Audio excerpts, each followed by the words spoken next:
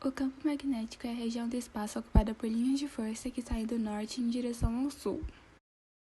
É originada a partir do movimento de cargas elétricas e é capaz de exercer força sobre cargas elétricas em movimento e materiais com propriedades magnéticas, como os ferromagnéticos, como o ferro e níquel, os paramagnéticos, como o alumínio, e os diamagnéticos, como o ouro e a prata. O Max, ele mostrou ao mundo que a luz tratava de uma onda que era produzida tanto através da oscilação do campo elétrico e do magnético. O Maxwell descobriu que a variação de um campo elétrico dava origem a um campo magnético. Então, a sua conclusão que o campo magnético, o campo elétrico, o campo gravitacional são vetoriais por possuírem propriedades como o módulo, direção e sentido.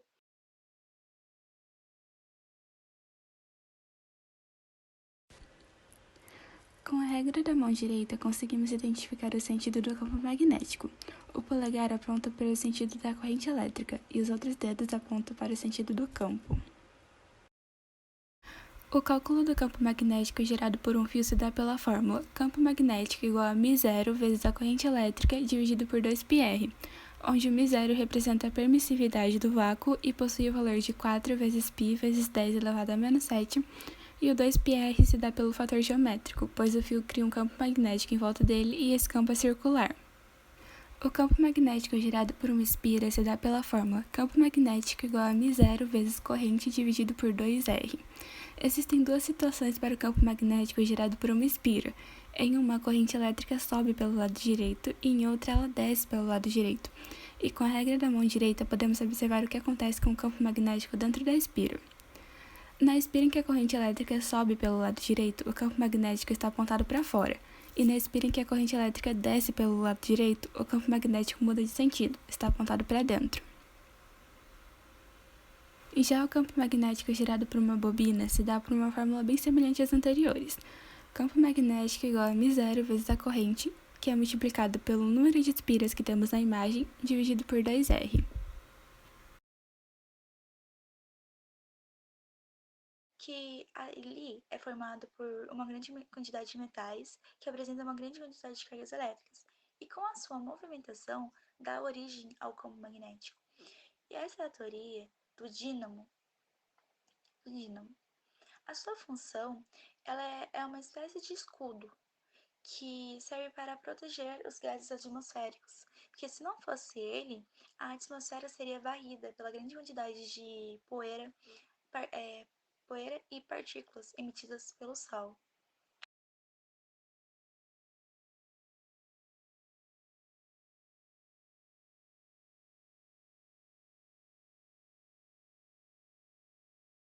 O William Gilbert é um filósofo que reparou que as bússolas apontavam sempre para o norte, e com isso ele comparou com um imã e disse que a Terra possuía dois polos, que é o Polo Norte e o Polo Sul.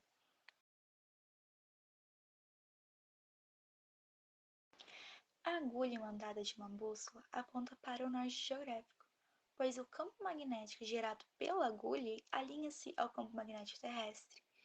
Com isso, quando a agulha aponta para o Polo Norte, ela aponta para a região sul. E quando ela aponta para o Polo Sul, na verdade, ela está apontando para a região norte do planeta. Em diferentes locais, não acontece isso, como nos Estados Unidos. Nos Estados Unidos acontece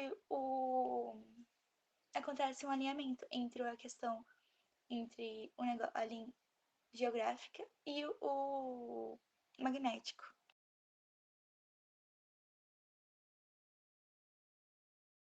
Acredito que todos têm ou já teve vontade de explorar e saber o que há por trás de todo esse mistério, que nem a tecnologia nos ajudou a desenvolver. Em todos os incidentes acontecidos, há relatos que a bússola sofria anomalias, onde a agulha saía do seu eixo, os guiando em lugares conhecidos. Mas não há nada que comprova esses fatos.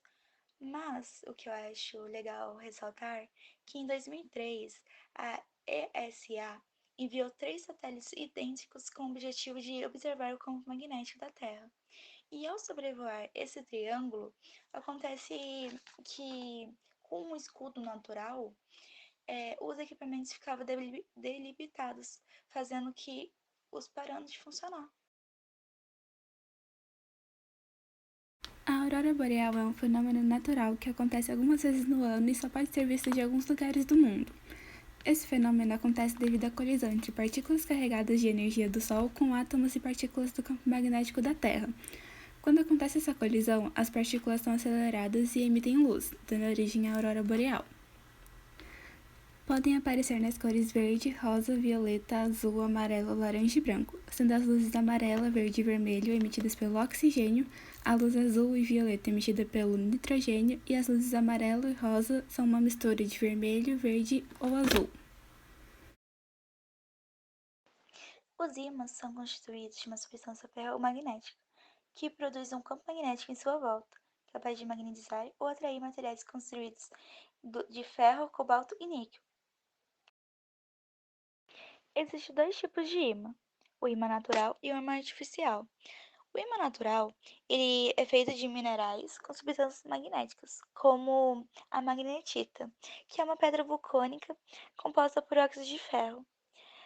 Já os ímãs artificiais são constituídos de materiais compostos de bário, carbonato de estrôncio e óxido de ferro, que não possuem nenhuma propriedade magnética, mas ao estar em contato com o ímã natural, pode adquirir essas características através do processo de imantação. Tendo 3 tipos de classificações. A permanente, que é composta de materiais ferromagnéticos, que tem a capacidade de manter as propriedades magnéticas mesmo após a interrupção do processo de mutação. O temporal, que é composto de materiais paramagnéticos, sendo provisório, que dura apenas enquanto estiverem sofrendo a ação de outros campos magnéticos. E os eletroímãs, que são aparelhos compostos por um condutor pelo qual circula a corrente elétrica, que gera o magnetismo. A característica dele que se não tiver a corrente elétrica, não vai ter também o campo magnético. Agora eu vou fazer a resolução de uma questão da PUC. Para a resolução dessa questão, precisamos analisar se as informações dadas pelo enunciado batem com os princípios de atração e repulsão dos ímãs. Primeiro, nós escolhemos um polo para cada letra, e dessa forma conseguimos descobrir quais são os ímãs verdadeiros. Depois de ter feito isso, vamos analisar as informações. A primeira que o enunciado dá é de que a letra P atrai a letra S. E vale lembrar que, para a atração, é necessário que os dois polos sejam opostos. E nesse caso, a letra P representa o polo norte e a letra S o polo sul. Então a primeira afirmação bate e está correta. A segunda é de que a letra P repele a letra T. E como já vimos, o P representa o polo norte. E ao analisar o T, vemos que ele também representa o polo norte. E os polos iguais se repelem. Então essa parte também está certa. A terceira informação é de que a letra Q repele a letra U. Q representa o polo sul e U também, então essa parte também está certa. Agora a última afirmação é de que a letra Q atrai a letra S. A letra Q representa o polo sul e a letra S também. Essa afirmação não bate com os princípios de atração, pois ambos são polo sul e para atrair precisavam ser opostos. E como essa última afirmação não bate, não pode-se dizer que a figura representada pelas letras R e S é um ímã, e sim um metal qualquer, pois um ímã não consegue ser atraído por dois polos, mas o metal sim. Então os ímãs de verdade são os ímãs PQ e TU, correspondente à alternativa A.